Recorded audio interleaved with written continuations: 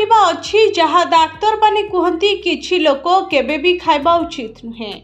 यह विष अपेक्षा अधिक विपदजनक होई पारे बोली सेमाने चेतावनी दियंती।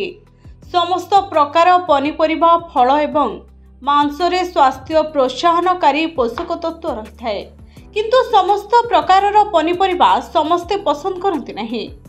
डाक्तर माने कहिसंती जे किछि लोक किछि पनिपरिबा खाइबा उचित नुहे। यह विष अपेक्षा अधिक विपदजनक। तेबे एक कथा सेमाने चेतावनी मध्य दैछन्ते। यह एक नूतन प्रकार पनिपरिबा नुहे। आमे समस्ते भेंडी को जानि थाउ। भेंडी रे भल पुष्टिकर मूल्य अछि जहाँ यौगिक गुड़ी को ओजन ह्रास करिबारे सहायता करिथाए। यह हजम प्रक्रिया रे उन्नति आणे। रक्त रे शर्करा स्तर मध्य कमी जाए, किंतु एही समस्त स्वास्थ्य उपकारिता सत्वे भेंडी समस्तंको पाई भल परिबा नुहे। आसंतु देखिबा किए एही पनिपरिबा खाइबा उचित।